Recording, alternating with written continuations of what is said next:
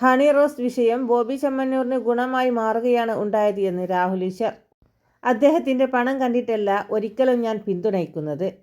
ബോബി ചെമ്മണ്ണൂർ പറഞ്ഞ വാക്കുകൾ 100% തെറ്റാണ്. അതായത് കുന്തി ദേവി എന്ന പരാമർശം വേണമെങ്കിൽ എനിക്ക് ബോച്ചയെ ന്യായീകരിക്കാം.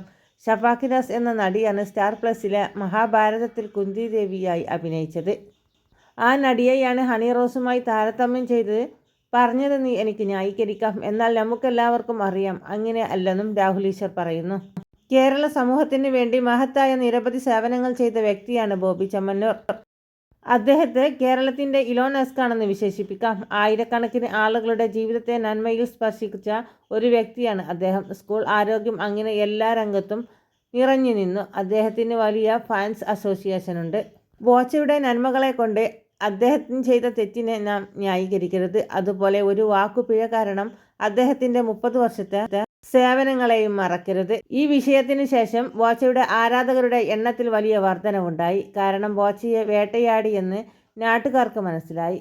ബോച്ച എന്ന് പറയുന്നത് നന്മയുള്ള, രസകരമായി ജീവിക്കുന്ന ഒരു വ്യക്തിയാണ്. ബോച്ച പറഞ്ഞത് ശരിയല്ലെങ്കിലും അദ്ദേഹത്തെ വേട്ടയാടിയെന്ന് സാധാരണക്കാർക്ക് മനസ്സിലായെന്നും രാഹുൽ ഈശ്വർ പറയുന്നു. വൺ വിത്ത് സ്റ്റാർസ് എന്ന യൂട്യൂബ് ചാനലിന് അനുവദിച്ച പ്രത്യേക അഭിമുഖത്തിൽ സംസാരിക്കുകയായിരുന്നു രാഹുൽ. കേരളത്തിലെ പ്രമുഖ വ്യവസായികളിൽ ഒരാളായ ബോച്ചയെ പോലും വേട്ടയാടുകയാണ് എങ്കിൽ സാധാരണക്കാരായ നമ്മുടെ അവസ്ഥ എന്താകും? അതുകൊണ്ടാണ് ആളുകൾ അദ്ദേഹത്തോടുള്ള ആദരവും സ്നേഹവും ഒക്കെ കൂടിയത്. ബോച്ചയെ ന്യായമായി വേട്ടയാടിയെന്ന് എല്ലാവർക്കും മനസ്സിലായി. സൽമാൻ ഖാനോ പൃഥ്വിരാജോ ഫഹദ് ഫായിസോ ഷർട്ടിടാതെ ഒരു ഫോട്ടോ എടുത്തിട്ടാൽ ഫേസ്ബുക്ക്, ഇൻസ്റ്റാഗ്രാമും ഒക്കെ അത് സ്വീകരിക്കും. അവിടെ കമ്മ്യൂണിറ്റി സ്റ്റാൻഡേർഡ് ഒരു പ്രശ്നവുമില്ല. എന്നാൽ അതേ ചിത്രം ഒരു പെൺകുട്ടി എടുത്തിടുകയാണെങ്കിൽ ഫേസ്ബുക്കും ഇൻസ്റ്റാഗ്രാമും അത് ടാഗ് ഡൗൺ ചെയ്യും. എന്തുകൊണ്ടാണ് വെച്ചാൽ സ്ത്രീ പുരുഷ ശരീരങ്ങൾ വ്യത്യസ്തമാണ്, ഫിസിയോളജി വ്യത്യസ്തമാണ്.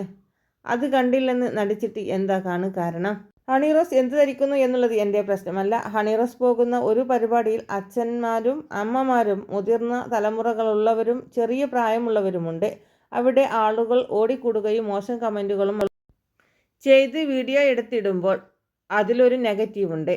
2 ദിവസം മുമ്പ് ഹണി റോസ് പാലക്കാട് ഒരു പരിപാടി ഉദ്ഘാടനം ചെയ്യാൻ പോയി. വളരെ നല്ല രീതിയിൽ ഡ്രസ്സ് ചെയ്തുകൊണ്ടാണ് പോയത്. ഹണി റോസിനെ എനിക്ക് വ്യക്തിപരമായി അറിയില്ല. എന്നാലും അവരെക്കുറിച്ചും അവരുടെ കുടുംബത്തെക്കുറിച്ചും നല്ല കാര്യങ്ങളാണ് കേട്ടിട്ടുള്ളത്.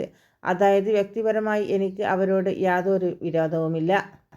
എന്നാൽ ഹണിക്ക് എന്നോട് അങ്ങനെ എന്തോ വിരോധമുണ്ടോ എന്ന് സംശയമുണ്ട്. ഞാൻ അവരെ ആത്മഹത്യയുടെ വക്കിലേക്ക് തള്ളിയിട്ടു എന്നൊക്കെയാണ് പറഞ്ഞത്.